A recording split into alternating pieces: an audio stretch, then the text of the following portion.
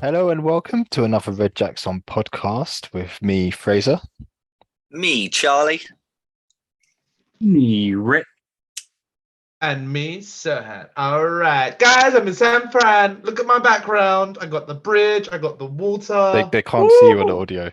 They can't see you. We don't That's believe why you. that's why That's I'm awkward. explaining it. And I said, guys, Hello. to you, Jesus. Oh, that's Go still block your awkward video. because you're not actually in San Francisco.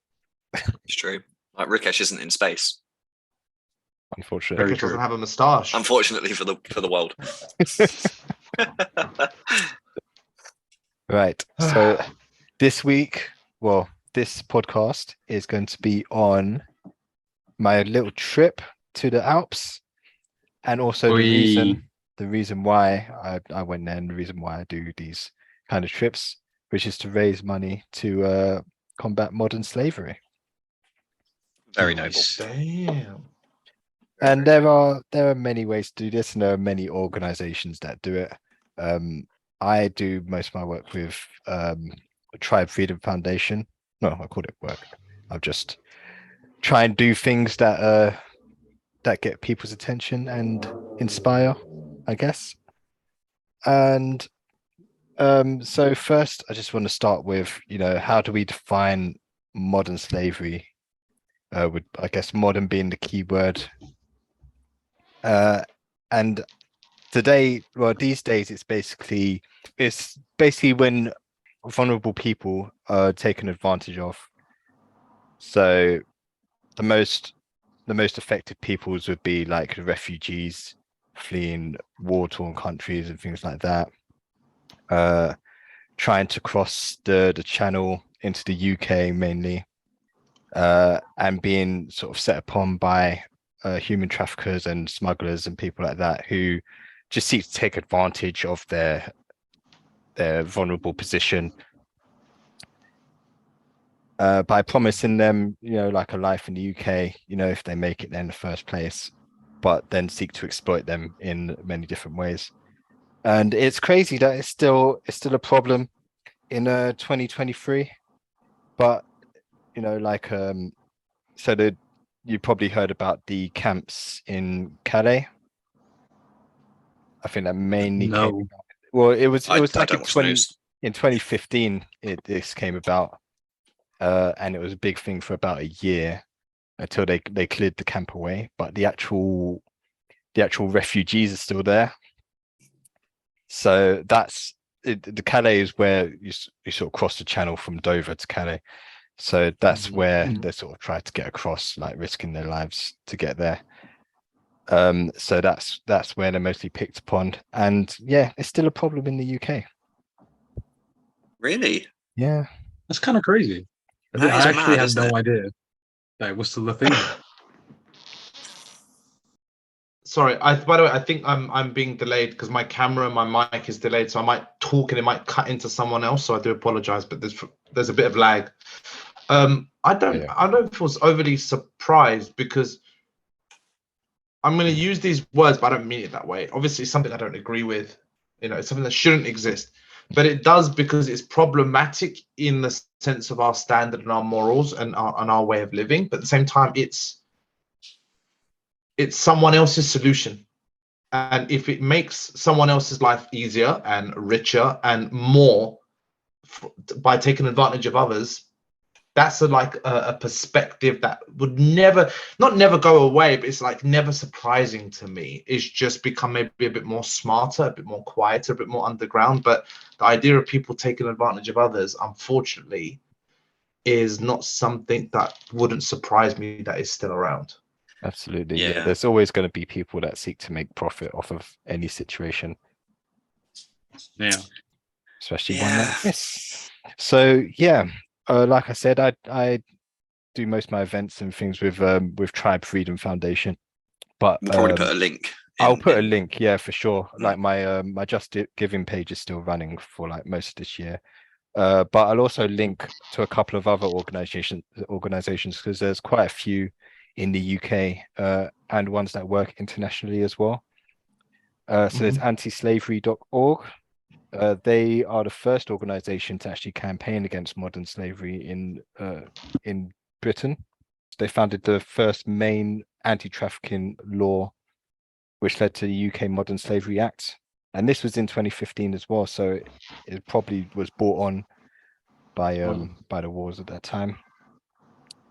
There's the Medell Trust, which provide refuge and freedom to the victims of modern slavery and focus on prevention, protection, prosecution, and partnerships. So it's the same with Tribe as well. They do a lot of survivor resolution. You know, they try to help them get their lives back on track and things like that, by developing properties and finding jobs for them to do and things like that. Oh, nice. There's Amnesty International, who you may have heard of. Mm-hmm. So they're the world's largest grassroots human rights organization, and they work internationally to investigate, expose abuses, educate and mobilize the public, and help transform societies, create a safer, more just world. There's Unseen UK that Tribe have done work with as well. They have a helpline and they also provide survivor support. There's also an app that they use. So you can basically, if you think there's a business or something that's profiting from modern slavery, like basically free or underpaid workers or people living in bad conditions, then you can anonymously report it and it will get investigated. And it Ooh, does interesting. work. Yeah. What's the app called? The Unseen app. The Unseen app. Yeah. Like that. We'll leave the titles and links and whatnot, everything in our description, and even send it towards me, and I'll put it in our social media post. Yeah, for Mm. sure. So that's just a few. You can literally search like UK anti-slavery charities, and there'll be a whole bunch. But Tribe Freedom Foundation. So these guys, they raise funds to fight modern slavery and end human trafficking as well. So it's inspired by the Run for Love. So the co-founders, they actually did a 1,000-mile journey back in 2013. And they were obviously raising money to fight against modern slavery. Over 250 runners joined them along the road from Odessa to Dubrovnik. I thought that was in Isn't Croatia. Dubrovnik it? in Might be. in Hungary or something? Or my God, I completely fucked that up. Well, they were going And they across started Europe. It says it's a city in Croatia. Yeah. I'm so good. Croatia. Dubrovnik, okay. Well done, Chaz. Thank you. Good. And yeah, they wanted to set up the first UK home for trafficked children. Oh, Damn. that's good. That's amazing. A Yeah. 1,000. Yeah. Does that what kind of Awesome. thoughts does that provoke for you guys? And you know, what do you think would be the solution if there was one to stop modern slavery for good? Big question. I know. If money Big is more questions. trackable, like I've kind of always thought this, like if money was all digitalized and there was no like paper money anymore, every kind of it would be very, very, very impossible to hide. Very, Mhm. very impossible. It'd be very hard to hide. And like, especially when paying someone. So if someone's got an income that's like really low, but frequent, instantly it will kind of strike a red flag up. Mhm.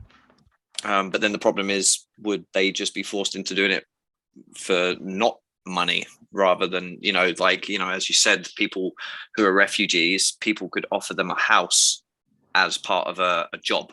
Like you can stay in this room in my house, but you have to clean it or whatever. And essentially that is a form of modern slavery, because that isn't what the deal is. That isn't how people work. That isn't how we as a society function. So I don't know. I mean, it's a fucking big question, isn't it, to ask how how would you fix it?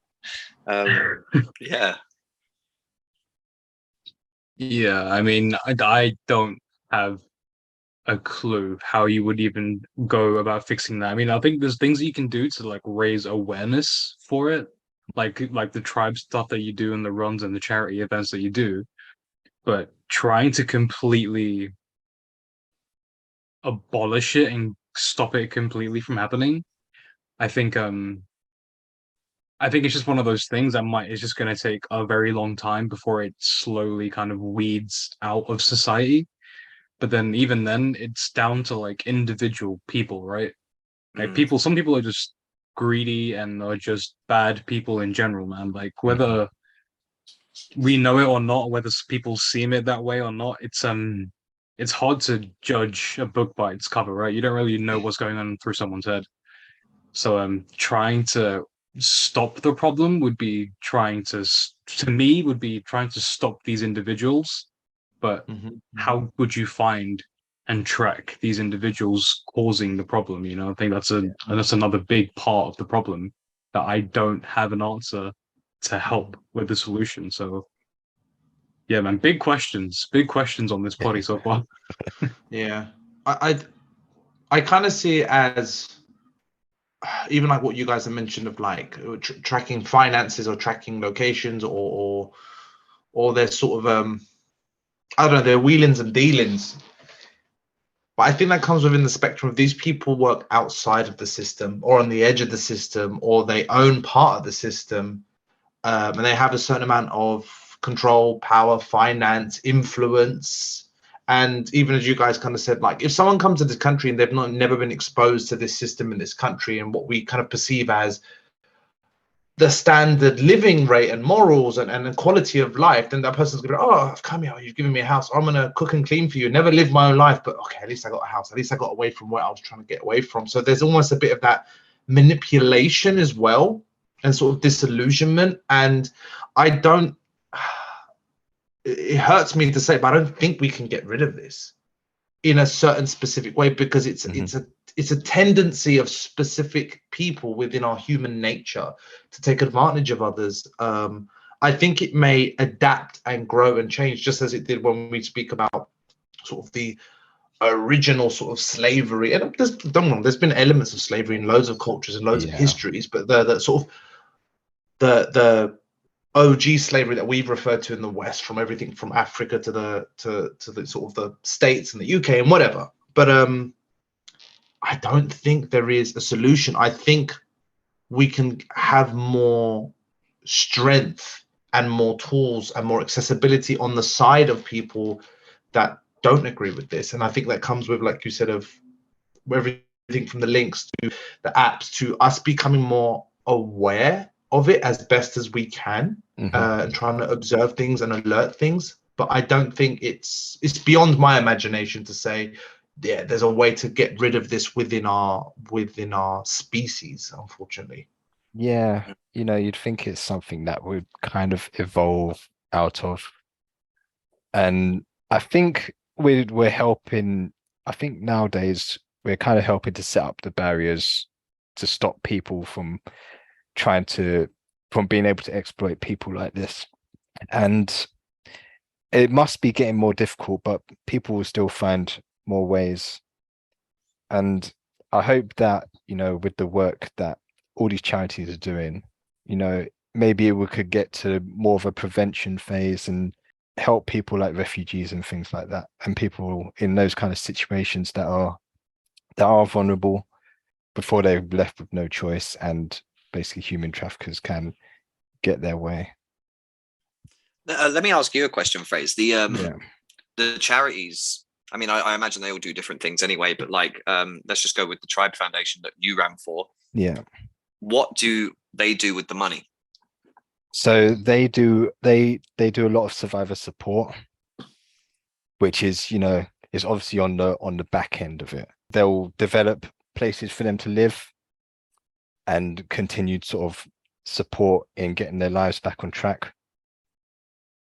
So it's dealing with like the post end of things. Yeah, that's the problem, isn't it? It's like you kind of think you want to run and raise money, and obviously it's amazing, mate. I'm never going to take that away. That's such a it's a great thing to do. But it is hard when you ask, what could you do to fix it? I guess this is what all the fucking charities are asking as well. Yeah. What else can we fucking do other than support them when they come out of it? Because finding these situations and finding these these wrong-uns who are taking advantage of innocent, struggling people. The big job. It's impossible to track. Yeah, and as Sirhan said, they live outside the system, therefore you can't even use the system to your advantage. So yeah, I think it's also the case of like the displaced people themselves. It's like, you got entire countries fleeing and moving through and in trying to find asylum in other countries that don't necessarily have the infrastructure or space to support them or the economy. And charities relying on generosity are not going to have all the funds or the answers either. So No. yeah, it does seem like a lot of the charities, a lot of the work that they do, don't get me wrong, it is amazing work that they do, and it is for an extremely good cause. But it seems like you said, it's more on like the post side of everything. It's more like reactive to the situation. More as opposed to being proactive, trying to put in measures to stop this from happening in the first place, which would be ideal. But like we've already said, like, how would you go about putting up these preventative measures to stop this thing happening in the first place?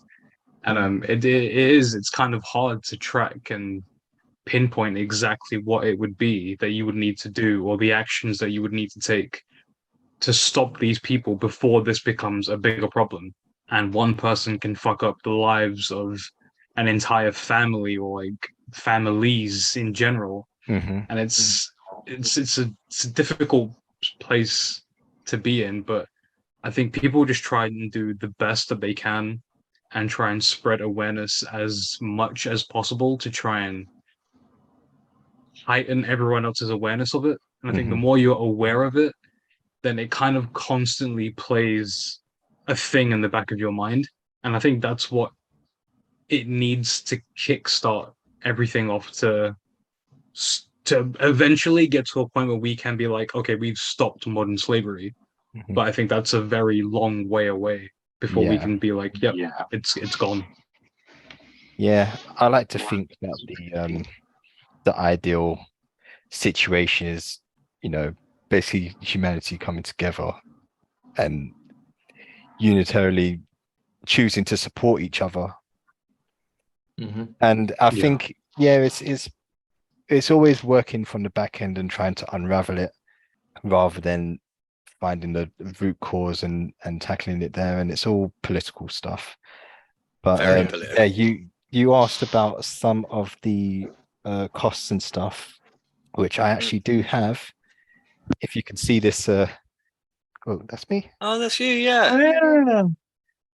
So that was freaking wedge, mate. Oh my god. That was from 2018. That was when I was that in your peak, run. or was that at the beginning of your peak? You're still peaking. That's the beginning of my decline, mate. No, it's so one of the first events, one of the first big events I did, because they do a lot of small things around the UK, like 10K runs and stuff like that, and runs in and around London. Was in the Azores. Don't you remember when I went away for that? Yeah, was that with the volcano? Yes, that's the one. Yeah. So the guys that did the full event, it was like a 5-day run, like a marathon a day around the island. And I only went on the last day and did a half marathon. So, and it was a bit peak for them because their day before we arrived in the night, right? And they were still coming back. They were still reaching that checkpoint. And they were coming down from the top of the volcano and then had to come down into the basin. And then the day after, we had to do that route the other way. So they had the pleasure of going back the way they just came. Yes. And then we just kind of ran around. Wow. Yeah. Frazer, that's awesome. Frazer, why don't you, and I think even for us, we don't know the full story. Why don't you kind of give, even for the listeners, a little introduction of how did you get into this? At least if someone listens to this and they want to play their part and how they can kind of enter this world and make a bit of a difference. But how did you personally get into it? What's the channels to become a participant than just a donator? And maybe obviously it's talk about true. your experience. It's not super exciting, you know, because basically Tribe, they also do a lot of like health products, like nutritional products. So they provide a lot of like energy bars and snacks and things like that that were working with my diet at the time. And they send them through in like packs, and they have all their leaflets and stuff and what's going on and what they're raising money for and things like that. So obviously all their events come up in that, and I thought, oh, this would be a cool thing to do and a cool reason to do it. So yeah, I can basically, like, we're gonna put links in. I'll put links to the page where they have all their events and stuff. So it's an easy way to get into it. But yeah, it's just another way of outreaching. So they do a lot of their products are for runners and things like that. So that's how I got into it. And is there a is there a particular criteria that they look for in a person that's willing to like give their time towards this? Not at all, not at all. I mean, like to actually to go and join the event, you still have to pay your own way. So it's not like anything's given. But if you wanted, you could even they even help people to start out if they're just starting out running. So like a lot of their events are done from London. There's not many crazy big routes in London. So if somebody just wanted to get out on a weekday and go for a little run and have a chat with a couple of people, then they'll do things like that. And then they'll have their sort of bigger events that they do in and around London. And then obviously Run for Love. So the one that I did was Run for Love 3. And I think they've got Run for Love 5 or 6 this year, which I'm not going to do because I did this Alpine challenge. But yeah, oh yeah, I was getting onto this stuff. So the source of fundraising, basically 67% of their entire income comes from community fundraising. They also get stuff from major donors and partnerships, their own events that they do, and their Tribe products. So in terms of community fundraising, you're looking at about 125k. Wow. And this document is from 2020 to 2021, I think. So, and then major donors only like 18k, partnerships 30k, and their events from their events they only get about 2k. So Wow. yeah, in total is about 170k, with 125k of that being from actual fundraising. That's a really little amount of money when you consider the amount of effort being put in, isn't it? Yeah. Yeah. All that much. And in terms of expenditure, so fundraising support costs about 19k into that. Fundraising event costs about 22k into that. And then charitable activities altogether, they put 160k basically into that. How much do they have left? So they actually spent more than they Yeah, I was gonna say. that came in, because there's 199k outgoing and 170k incoming. So wait, Wow. what money Wow. is going over to the actual cause then? Like, So that was the 160k oh, right, charitable okay. activities. Oh, okay. So that's actually doing the charity, right? Yeah. Yeah, exactly. Jesus, man, that is not It's crazy. a lot. I As thought sad as it these is, though. figures were going to be millions. That's really sad. Yeah. Yeah, it's not even millions, mate. I think, like, as sad as it is, I think a lot of charities or like fundraising companies would see like the same kind of income outcome on their expenditures. Like, I feel like a lot of these charities will be spending a lot more than they make in. Because genuinely, like, how much do you actually give to charity? Because I feel like a lot of people, especially like nowadays with the way everything is, Yeah, it's people tough. don't have a lot of money to just give away, you know? Mhm. So, and I mean, it isn't pleasant, but I feel like there are realities that might kind of be a cause of that Definitely. more. Yeah. Yeah. I mean, if we all had like 100k in the bank, we would have probably put like, 100 quid, 200 quid in Frazer's run, but we don't. And so that's why it was a 10 or 20 quid. You know what I mean? It's a massive difference, but Mhm. Yeah, It all makes a difference. It all makes a difference to me anyway. of course.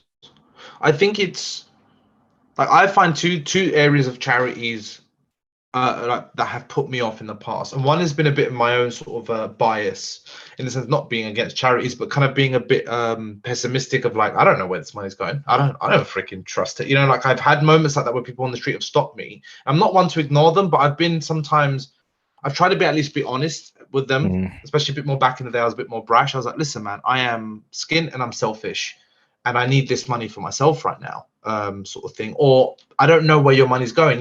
You speak a good, you talk a good talk, but I don't know what's behind it.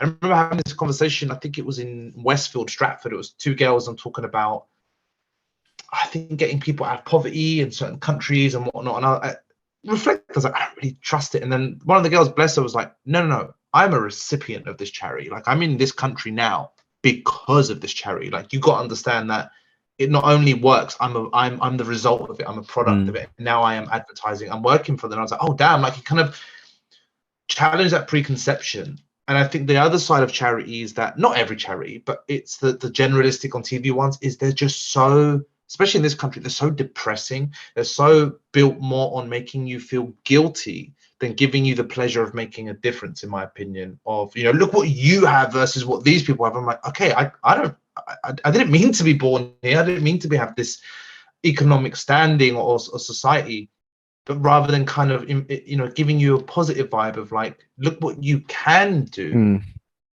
And again, these might be excuses and biases, and I don't want to say, as Charlie said, if we had more money, we'd give more money. But it's like I would say that the smaller percentage of the population of the world that have the most money, they're the most responsible because they technically have the most resources to give. Like what I never understand is you have billionaires, $1 million would be a drop in your ocean. Just sort one thing out, but I don't have that much money to know how they're thinking. So I don't want to make excuses, but that's just sort of my reflection of charities in general. It's true. I mean, I think that's kind of fair, though. I think that is kind of fair. Like, I'm kind of the same way as you. Like, if I see charity people in like in the middle of the street, like, oh, have you got a minute? Or can I have a minute of your time or whatever? I'm normally the one to be like, no, I'm sorry, mate, I'm busy, and I'll just kind of walk straight past them because at the end of the day, I'm like, I don't know you. I don't really know where your money's coming from, or where it's going to be going to.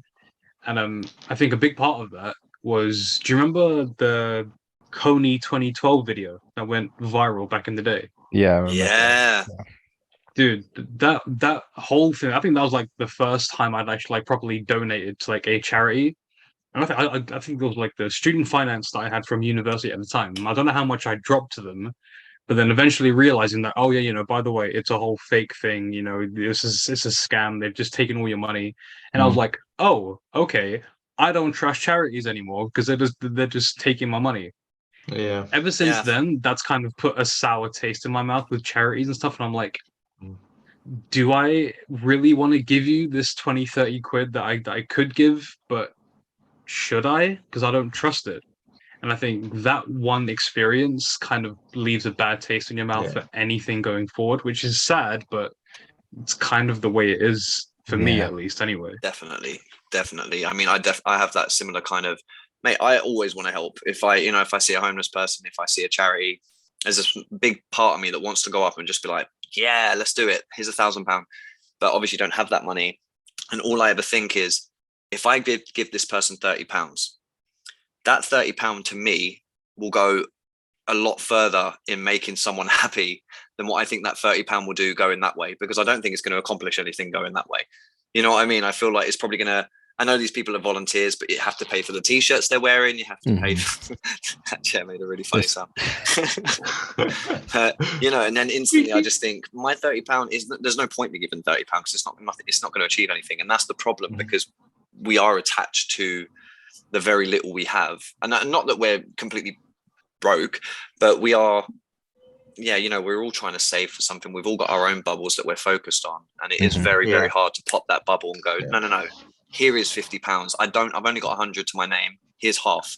Not many people have that, you know, not many people can do that. And it's a risky thing to do.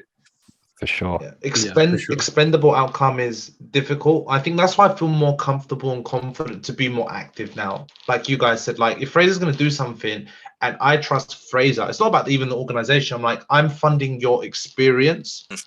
So through you, we can make that difference. Or like me and Tanya have spoken about like making stuff, doing some DIY stuff, arts and crafts, cooking some food, and be like, let's actively go and give it out to people or donate it to charities in a sense. Or, you know, we go to, you know, charity shops and donate clothes and whatnot and stuff like that. So I prefer to be a bit more active. That's why I even seeing what Frazer did, it inspired me. I was like, dude, let me know. I would love to join this because it's fulfilling a personal experience.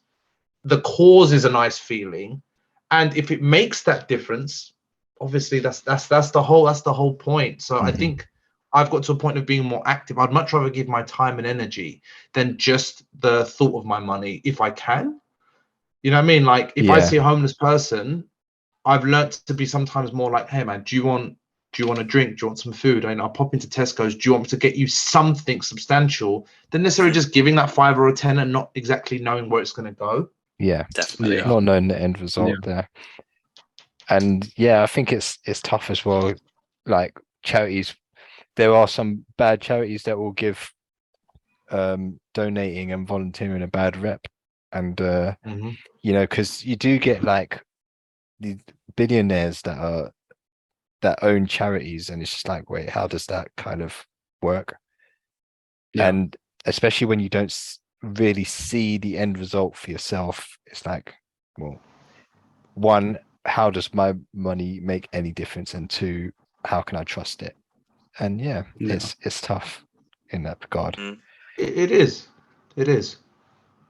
it's not I don't think it's a blamable thing on the general population. Like I remember when we in this country we used to do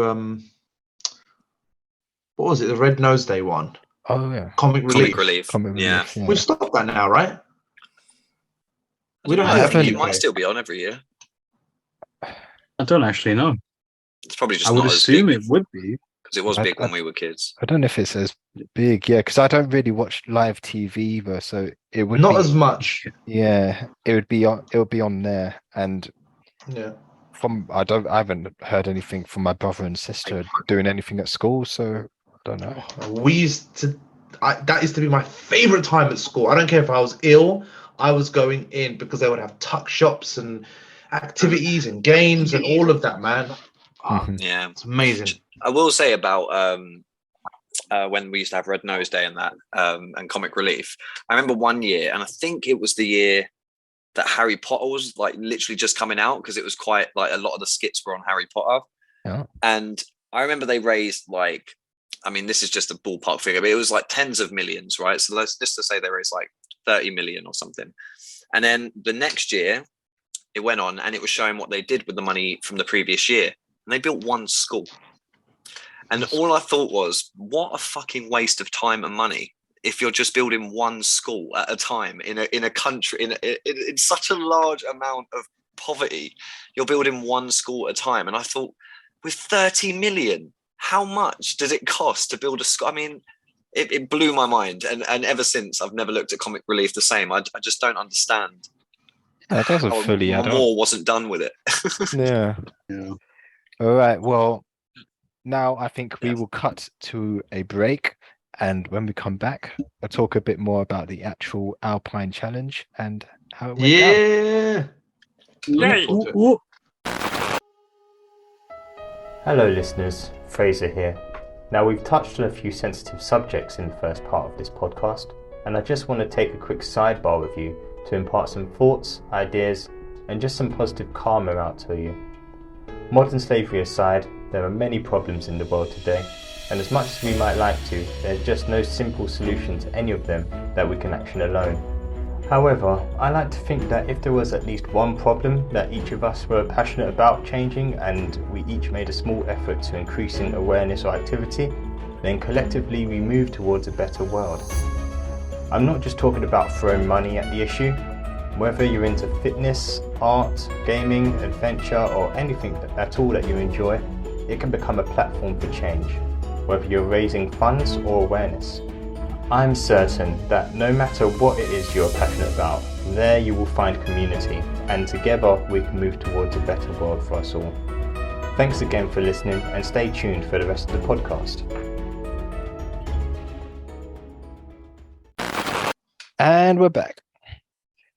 Right, so just to give you guys an idea of what kind of challenges and events I like to do with Tribe, and I'm sure there are other charities and stuff that do these kind of things as well, and all kinds of ways you can raise awareness or raise funds for whatever cause you want. But yeah, this is the Tribe Alpine Challenge, and it was the first kind of hike type of challenge that they've had. They've always been into sort of running challenges and marathons and ultra marathons and things like that. So yeah, that's the main thing that made me want to give this a try. So this was done in the Swiss Alps on the French side. So the Alps, they kind of come down through Switzerland, and then you've got France on one side and Italy on the other. So it's in a kind of a weird place. Yeah. And yeah, so we flew in on the first day. We went down to a lodge in a place called Chamonix. Chamonix. In the Chamonix Valley. So basically, if you're looking at this little town that's in the middle of a valley, you've got basically mountains on each side. And I think sounds amazing. I think in France, like supermarket is a casino. Or you probably don't say casino. It's probably like casino or something like that. But I've got basically a picture of a casino in front of a mountain. But yeah, this village, like it's nice. It's really small. The way you get there is just on highways, and you're basically surrounded by mountains and people paragliding down from the top of the mountain. You can get ski lifts up to the top of the mountain. That sounds amazing, but I just imagine people like paragliding around you and all that, and they're all from Tribe, and they're just like charity, woof, charity. Just they're like, what the fuck? What the fuck is happening? French people flying so around. Beautiful. Welcome to Chamonix. This is my casino. You're like, oh my god, wow. But yeah, on the so the first day, the first evening, we all met there. So there was 8 of us in total doing the challenge. So myself, well, shout out to these people by the way: Dietrich, Steph, Helen, Cider, Charlotte, Hannah, and Clara. Hannah and Clara actually work for Tribe, so they were there representing Tribe. We also had a great guy called Robbie, who works for CHX. So he basically organized the entire route and the kind of route plan and all the equipment that we needed for it. And he sorted out the guide for us as well. He was a really cool guy. So we met Robbie. Yeah, shout out to Robbie. And we all met up on that first day. The next day is when we all got our stuff together and got ready to go out. We met our guide, Francois, who's Francois. Francois. Yeah. I was going to say, I used to call you French name of French. Yeah. The word France is already in the name. He is very, very French, but he knows the entire like mountain range, all the neighboring valleys. He knows them all like the back of his hand. That's what you need, man. That's what you need. Good man, Francois. Good man. Yeah, he's like he's the man of the mountains, and he's known. He's like known around the area as well. Like he's famous, basically. Amazing. King of the hill, mate. we basically made sure we had all the equipment we needed. I bought the complete wrong bag for it, so but Oh, luckily Robbie and Alison, who was there as well, also works for CHX. They had spare equipment for any of us who needed it, so I had a proper hiking bag with me. nice. When you say you Uh, brought the wrong bag, Yeah. well, what do you mean you had like a normal rucksack that you brought No, with I you? had like proper- I've got like this big like gym bag that looks like a yeah. flipping like a capsule. Like a duffel bag. Yeah, basically. Right. And Ah. Francois took one look at it and he was like, no, you're not gonna wear that. That's not gonna be any good. So I had to empty my whole bag out and swap it over, which was great. But it was a really good bag. Like I'm definitely glad that I swapped it over. So yeah, we didn't start the hike from there at the lodge. We got Francois is like this people carrier, and he took us around to the next valley, to the Les Contamine Valley, which is where we did most of hiking, and we started from there, basically making our ascent right there and then. Most of it was like walking up through woodlands, and it was Wow. really hot there for some reason as well. And you walking up through these woodlands, following the trail, you see all these old farmhouses and the farm areas, and you start to get higher and higher. You see the trees thinning out as well, and it's like the clouds are coming down lower towards you. And That's really cool. it's That like does sound sick. you start going up and down as well, so you're like weaving in and out of them. Oh man, that sounds beautiful. Yeah. Do you have many photos? I have loads of photos, mate. Yeah, we'll have to go through them. We stopped for many photo breaks. So we finally come up to this like clearing. I don't know how far up we must have been at that point, but we'd been basically just steadily walking up, and you try to look at the sky, and instead of the clouds moving out of the way and revealing the sky, it just revealed like a mountain. It was very weird because it felt like the mountain was kind of above you rather than like just higher up. In front of you. Yeah. Whoa. Wow. It was a really weird feeling. That's crazy. But we kept making our way up. Maybe I didn't write it down. But basically our first lunch spot, which had an amazing view of the surrounding valley, a nearby dairy farm. The cows they have there. Did you know that cows they have like a queen cow? What? And they Like give, a bee. yeah, basically the leader, and they give that cow like What? the biggest cowbell. But I feel And like it's Go on. What? it's always a female. Yeah, they're all Not a all queen. female cows. Yeah, No, no bulls. Yes, bitch. No.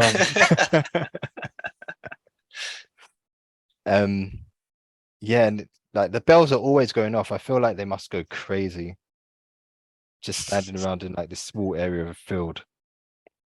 And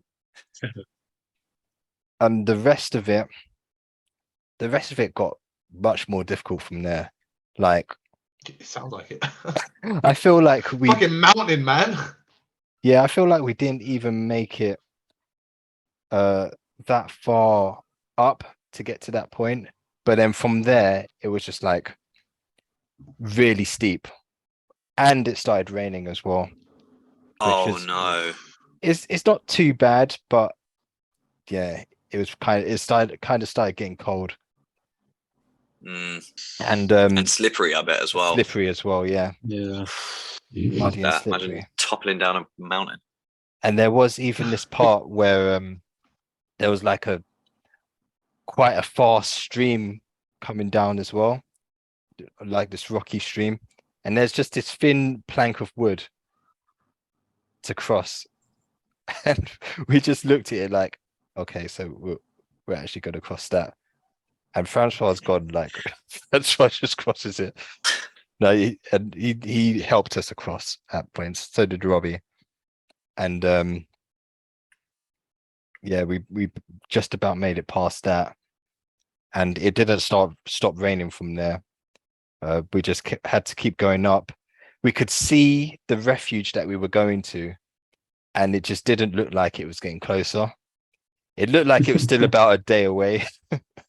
Oh no. So you did all of this on your first The actual day hiking. The first day was the hardest. I'm pretty sure everybody agreed that the first day was just rough. Is Fucking hell. Especially when you could see the finish line, but it's just like slowly getting closer and closer. And the thing is, even when it's right there, the way we had to go up, we had to kind of zigzag up the side to obviously get there. So that part just felt like it took forever. But Damn. when we finally got there, we were definitely happy to get there. It was really cozy, like proper wooden lodge, fire stove. The people in there were really nice, and as luck would have it, the rain stopped as soon as we got there, pretty much. Oh. Yeah, typical. We find out how high. I'm pretty sure it was 1,950 meters up. What? Yeah, they Jesus. they write it on the side of the refuge, which is handy. Yeah, I would imagine they would. And do you know what an ibex is? It's an animal. Yeah. Yeah, it's kind of like a big goat type animal with Yeah, big yeah, horns that yeah, go yeah, up yeah. like that. A couple of them came out, which was apparently very rare.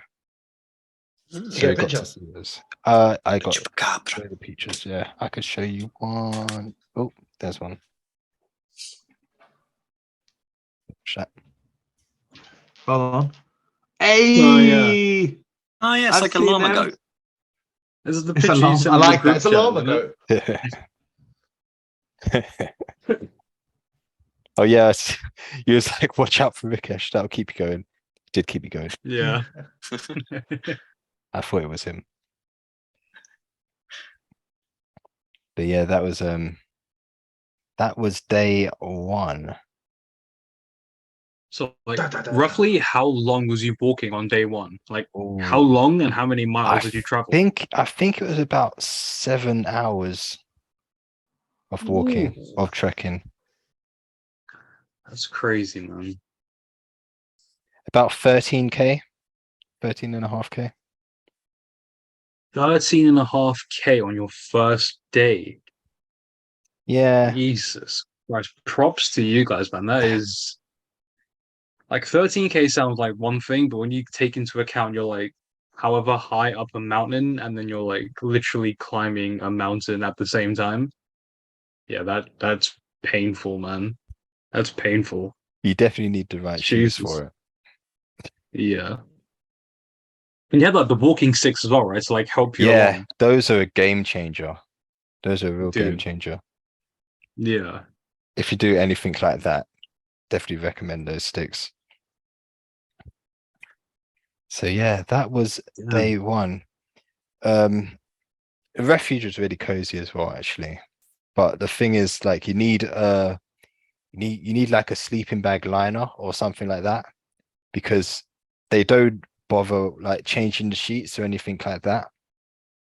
They just let people Yeah. get in and out of them. So you want like a barrier between you and the duvets and stuff. Yeah. And because they're so high up as well, like to get food and stuff to them, they have to get a helicopter to drop them off. I think Whoa. I don't know if it was once every Ooh. month or once every 3 months. But yeah, there's a helicopter that goes around dropping off supplies to these You different do not refuges. want That to. is You do not insane. want to get like munchy or snacky in a refuge. Be like, let me just have Mhm. one more. Like, no, it's the No, we last have to one. ration. So yeah, that was Oh my gosh. day one.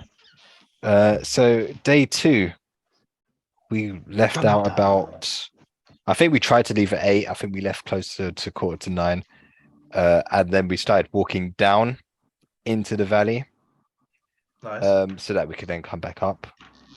And that walk down was like amazing in the morning. We was walking down like through a forest area, and that was one of the highlights for me because that little forest area was so beautiful, and there was a lot of like waterfalls and bits like that. I think I remember you showing us some of the pictures of the waterfalls and stuff in the Yeah. woods. Mhm. Yeah. And just the It terrain did look itself really was nice. really nice. Yeah. And then when we got down to the bottom, we then had to walk back up, and it wasn't like we were climbing or anything, but because it was at an incline for so long, it was like one of the toughest parts of the day for sure. We was probably walking up for about an hour, 2 hours, I think, just this straight road, and the sun was blaring down as well. It was a really hot day. And our destination was this a lake called Lac Jovet. I think that means like happy lake or something like that. And it was in the opposite direction to the refuge, so we went up along that way, which was more of an incline and a very long walk. I think it was the least enjoyable part for most people. We did get to drop off our stuff along the way. There's just this farmhouse sitting out there that apparently you could just leave your Yeah. stuff at. So we left our stuff there apart from our lunch and made our way up towards the lake, which we basically got up to by walking up next to a waterfall. Nice. And then when we got up to the spot and we could look down and we saw the lake, the idea was that maybe we might be able to swim in it, but there was no chance of that because it's like completely covered with snow. Ice wow. cold. It's weird how the terrain can contrast so much, because we were just walking along dirt path and grassy hills and stuff like that, and then just across is just snowy mountain and ice lake. Mad. But truly in the definition of nature, man. Like it's Yeah. you see how it actually works, because we've got such a contained atmosphere, especially obviously on this, I don't know what to call it, Lane. degree of living sort of thing. You go up too high or too low and shit's just like, nah, I don't care if it's summer. Here's some snow and here's the sun. You'll be sweating and cold at the same time. You're like, Mhm. And easily sunburn as well. A couple of people especially if got it's sunburned. especially bouncing off the snow, the sunlight. Ooh, Yeah. it's even Mhm. more dangerous. So we finally got our first experience with the snow, walking through the snow, which is most people's, I think, favorite part of it. When walking down through the snow, you're not just like trudging through. You can actually sort of kick off and slide. If we're going down, like if it's steep enough, you could just kind of kick off and slide as if you got skis. But That's yeah. awesome. it's pretty Whoa. fun and pretty easy to go. Make it pretty easy to get down, That does rather sound than sick. the trek that it was to get up. I think there's probably a video of us doing it somewhere because Robbie was filming, which I'll find for you guys another time. And then the route back was pretty straightforward, thankfully. Just went back and got our stuff, and then just walked along the ridge the other way, where we got to our second refuge, which was a more modern one. Another thing as well, these refuges all had like hot running water and stuff like that, which was handy. Nice. But this one was like, it had just been refurbed, so it was fairly nice and modern in there. And the food they make is really nice as well, like proper refueling food, like stew and stuff like that. Yeah. Nice. Yeah. I'm not Keeping gonna lie, forward, yeah. I've been naturally playing Tears of the Kingdom And all of this is just in my head. Like, that's how I'm imagining everything. I'm like, oh, I can even hear the music and like the wood stove and all that shit. Like, yeah, we set up waypoints and things like that. We just you did. I can Oh, imagine it. yeah. You're just Fraser's just there in front of the pan, just like throwing it. Oh, ah. Like, Fraser, what the fuck are you doing? I'm cooking my sandwich and my stuff. It's like, bro, do you know how to cook? I learned on Zelda. Just chuck it all in the pot. Just chuck it That in, works, right? and then I have to hum, right? Am I humming the wrong thing? That night as well, there was like this massive thunderstorm. Oh, which, cool. we were lucky to Thunderstorm in the mountains sounds amazing. Yeah, it was lucky that we got back in time before it started raining. But when it started to rain, like it hammered down, and there was lightning and thunder going off like crazy. It was quite nice to fall asleep to, actually.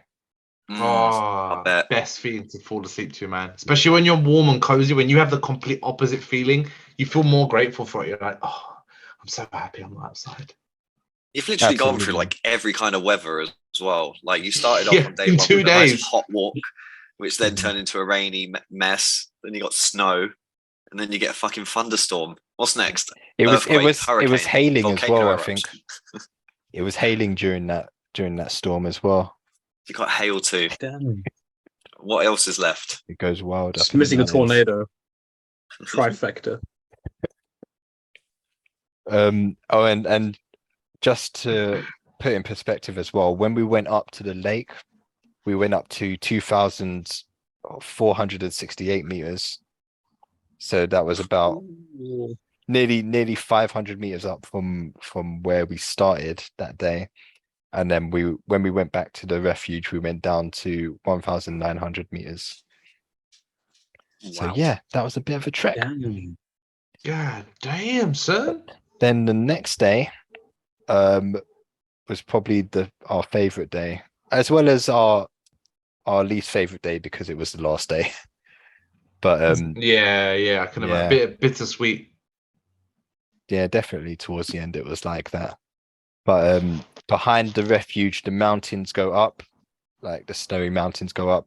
So we followed this route up the side of the mountain at one point. So because it gets so steep and the snow gets so deep, you have to put on these spikes onto our shoes called crampons.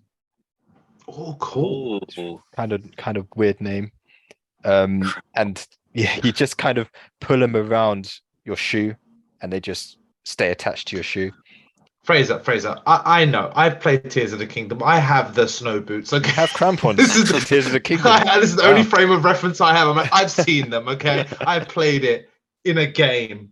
Okay, no, that Why are sounds they awesome. called I thought crampons? I have no idea. We called them I'll find out. crampons. Yeah, clampons makes sense. But Yeah. crampons just sounds like you're gonna get a cramp the moment you put it on, or that you're gonna put it up, somewhere to do something else. Clamp on, clamp off. Clamp on, clamp on. Is that what they were saying? That's what we're Cramp on, saying. cramp off. We're cramped on. Okay, Yeah, hold and on. Go on. Sorry, Oh. because it comes back. It is from the 1300s. Okay, so the beginning of the 14th century. It's from an old French word, crampoon, crampon, cramp, brace, staple. It's a Germanic word, so it's basically just like a staple or a stake, a spike of sorts, and it's just coming from old French Oh. / Germanic word. Now you Huh. say it, there's some crazy like old pictures of the old mountaineers and hikers. The kind of stuff they would be hiking in, just like a normal jacket and like this hat with a trim and these long boots. Rago. Women would go hiking as well in like dresses, these long dresses. What?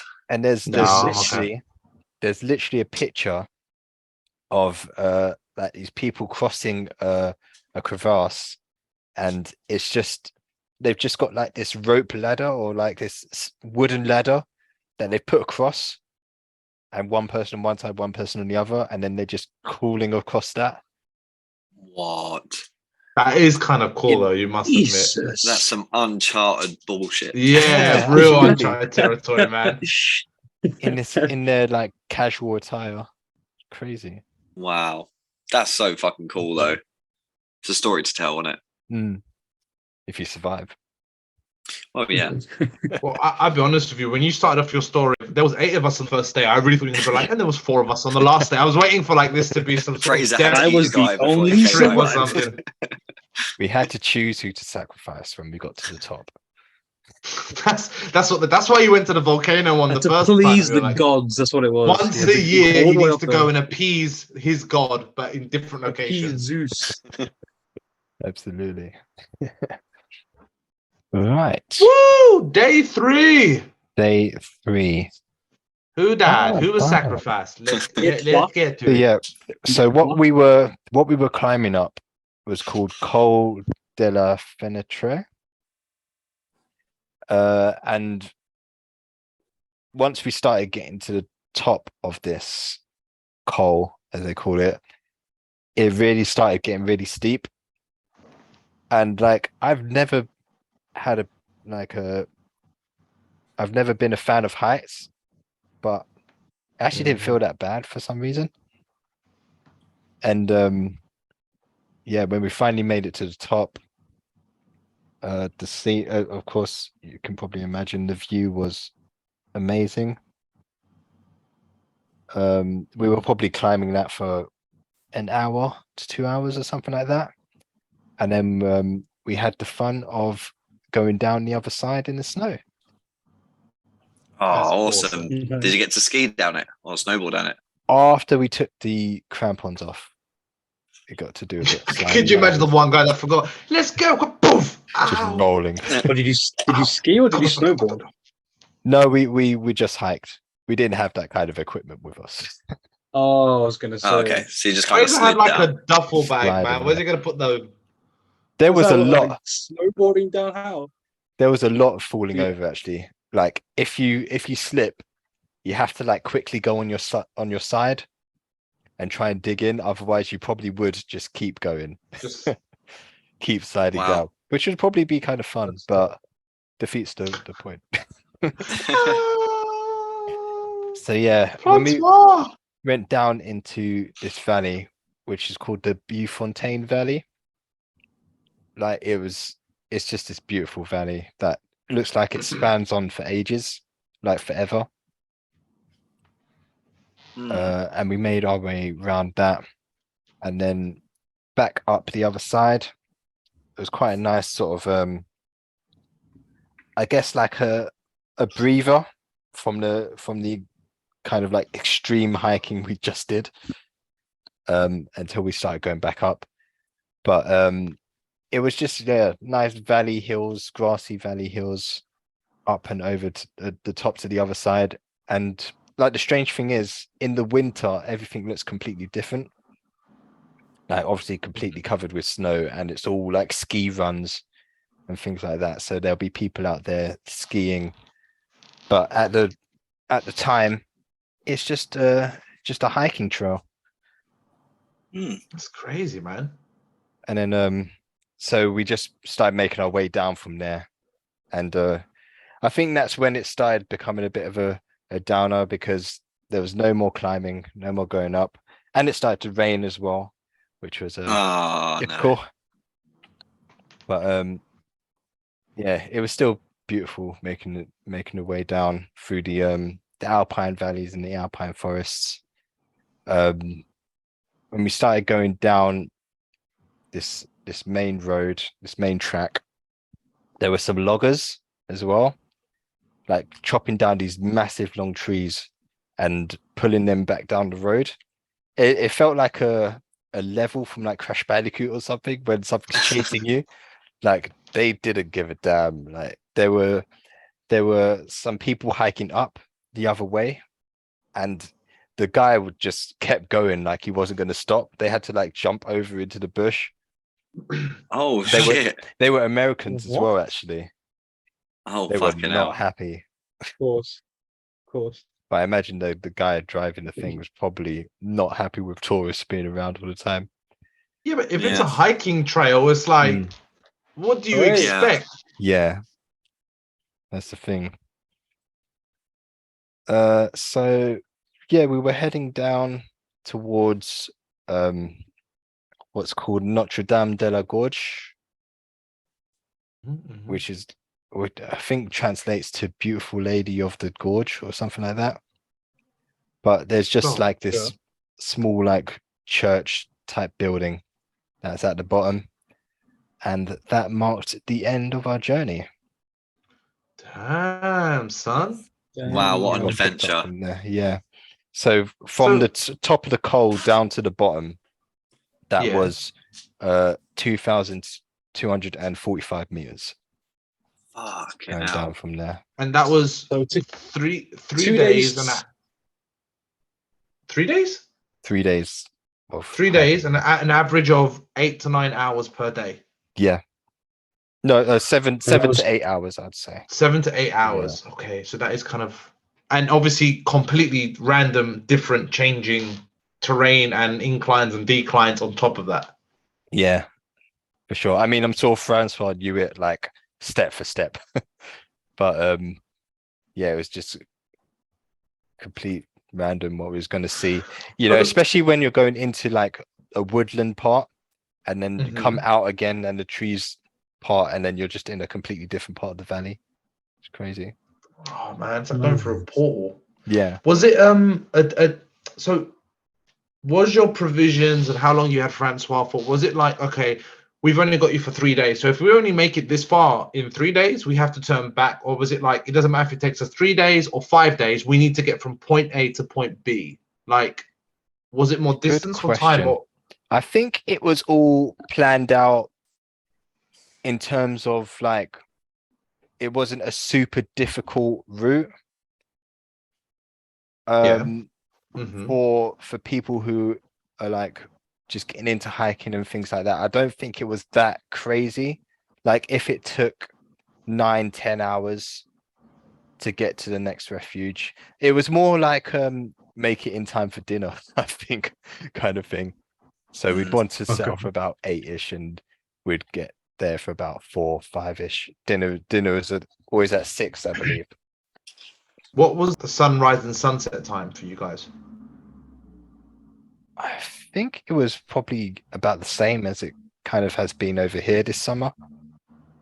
Like sunrise is really early, and probably 8-9 o'clock is probably going down. Okay, so yeah, you have plenty of time. Okay, cool. Yeah. There was no race in the sun or anything like that. Yeah, I can imagine in the winter it'd be an actual race against the sun. Yeah, I think so. And like it depends on the difficulty of the route as well. Like when we was at the lake, actually, we actually saw people on the other side going up one of the more difficult trails, like literally up the snowy side of this mountain, of this glacier. And they would be on more of a time trail. Like the refuge that they were going to was on the other side, and they would definitely want to be getting up and over there within the next 3-4 hours, I think it was. Oh damn. Yeah. It's, Like certain like hiking routes, they have like difficulty of the routes, right? Yeah, like, you would know, Rikesh. Yeah, I would, mate. If I can almost died on the mountain. But there's like easier routes and more difficult routes, right? So like if Francois obviously would have known like the more easier route to take, which is what I'm guessing you would have done, and then like the more advanced intermediate level the trail routes to go up. Yeah. Off piste, as they say. Yeah, he does like to mix it up a bit. Like he doesn't just follow the well-trodden path. Like he showed us some different ways and we took some different routes. But yeah, in terms of difficulty, we wouldn't have been walking up the side of that mountain. And also weather plays a factor as well. So when he was saying like they need to make it over in like the next few hours, it's because there is a storm setting in. Like there's a storm coming in. So that plays another factor as well. Oh damn. Jeez. Did you do some preparation for this race, like physically speaking? I just did a couple of walks, like the they Just went for a walk, you know. I think I was more prepared than some of the other guys because being in Kent, it's actually quite hilly. Like you can't get Yeah. anywhere without encountering some kind of steep hill. Yeah, I know the feeling. So they did do some like step challenges and stuff like that. So I could literally just take the dog and go out for a walk, or Yeah. just plan a route. Nice. And go. Fucking well done, Fraze. Well done. Thank you for that Honestly, story, man. Honestly, Genuinely. GG, man. Claps and everything. I'll be honest with you, I didn't think you were gonna make it back. Not because you were gonna die. I just thought you were going there to like try and kill Stay. someone. Sort of like that Archer Had to go episode to when they hiding. go to the lodge and they're gonna assassinate someone. I felt like it was that, and you were gonna do that and then like find some hidden diamonds that you stole, like I don't know how many years ago, and then just disappear. I thought it was. Fraser is too much, actually huh? Indiana Jones You know looking too for much. treasure up on the mountain. Wouldn't surprise. Fraser's there, like just trying to appease Cthulhu. I was But, wondering, like, what if something did happen? Like, what if? Because one of the things to be aware of as well, there's wolves out there. And there didn't used to be. I think they migrated over to the Italian side, but when COVID hit, they started coming back. And Francois had seen them as well, so it was just something to be aware of. We didn't see any, but yeah. That's good, I guess. So, Did you have your I'm death sure, note like, on you? I did not. I don't think you could. I don't think you could have asked the wolves their name, especially if they only spoke Italian or French. Like, let's be honest. What are you gonna write? Wolf? Like, it's just what all of them just. Le wolf. All of them drop. Like, no, you don't want to Le do wolf. an Le extinction. wolf. Le wolf. But yeah, that was. Oh, that sounds sick, though, man. Honestly, Yeah. that does sound Yeah. so good. Proper little adventure, GG mate. GG That's so claps, dope. man. Thank you, guys. And on top of that, it was for a good cause as well. Like, it kind of comes back to the core of what we're talking about today, charities, and like, you messaged us, and I love that about our group of lads, where we're always fucking super supportive of each other. I'm not saying we're always going to have the money to give and all that, which we did. We all donated, but we're always like just amazed at what each other's capacities and passions are, man. And this is something that you've touched on before. So it's just nice that you've not just done it, but you've kept on it and you've gained something from it. Because you showed, last time I saw you showed me some of the pictures, and it was freaking amazing, man. It sounded like an experience that you will, you can never lose this. Absolutely. Yeah. And the thing is about fundraising as well, like, even if you guys only gave like 50p, it's more the thought that you guys are behind me and supporting me on this. Like, it just adds to it, as well as the, like, you get through a day and you just feel accomplished and you feel like you got there because you had the people supporting you and you're trying to support this cause as well. So yeah, it all just adds to it, like, rather than just booking a holiday and going out somewhere, just knowing that there's this extra layer to it is fulfilling. Yeah, 100%. And it's something that we should do something like this. I'm down, hike. man. I am 100% down. I hate walking. And walking up things is definitely not something I enjoy. Walking up. But with you guys, I would do anything, and I would moan the whole way through it, but I would continue anyway. There's only one mountain. There's loads of freaking mountains in Scotland. There's loads of trekking places, and the beautiful thing of Scotland is it's got like the law that you can almost camp almost anywhere. Mm-hmm. So when you guys come up, if you wanted to do something a bit more active. And there's so many varying, like, there's like ones that you really commit to. Like, it will take you not as long as Frazer's one, but like, let's say a whole day's worth, or one that you can do it within a day, like go and come back. So that's. I mean, I've only had one experience. I climbed a mountain off an island off of Scotland, Isle of Arran. It was Goatfell Mountain, and it was like, it wasn't nowhere near as yours, bro. It was about 900 meters. Okay. And it took me in. Well, yeah, but like you Going said, up. it's more about the terrain and how you go up it. And it took us about 8 hours. It took us about 4 hours to go, 4 hours to come back. We did race the sun, and it was freaking annoying because it was like really, like it was really beautiful and foresty in the beginning. Then it got really rocky and a lot of rivers and streams, which was beautiful. And then it became very just mountain. And it was like very hot at one point because it was like summer-ish, and then very, very cold at the top. So we had like too much of heavy jackets at one point, and then not too heavy enough. We ended up like taking off our jackets and bundling it up and hiding it in some rocks to go the last part. But the biggest piss take for us was like, we're two people in our prime, in like 30s. And there's people like my grandmother's age, and then people like my niece's age, like 3 or 4 years old, doing this up and down. And we're looking at them like, what the like, it felt like life was slapping us in the face. We saw that as well. Like on that second day when we was going up to the lake and we're all like struggling, just seeing these kids like running up and down. It's like, oh, Mad, isn't it? Bro, I'm telling you, burning man. heat. And they're just like running to school or something. You're like, you son of a little bitch. You fucking, you're motivating me, but you're pissing me off. But yeah, I think it's one of those things that no matter what we do, if I'm doing it with you guys, I don't care. Yeah, I don't mind. I'll still enjoy Yeah, it. definitely. For sure. For sure. and I think we will end the podcast there. Thank you guys for listening to my story. Dude, this is not guys. just this Well is not done. just a Good story. podcast. This is like a verbal diary, man. No matter how long you will ever Basically. live, your kids and your kids' will know this little fragment of your life, and that's just awesome. And I'm so glad you got It's to an share it with us. experience, man. Yeah, dude. Yeah, an honestly. adventure. Yeah, I hope it's Yeah. just a prologue for things to come, really. Nice. Nice. But yeah, I have been Frazer. Charlie? Rick. And Sirhan. And we have been Red Jackson. We will see you in the next one. Jackson.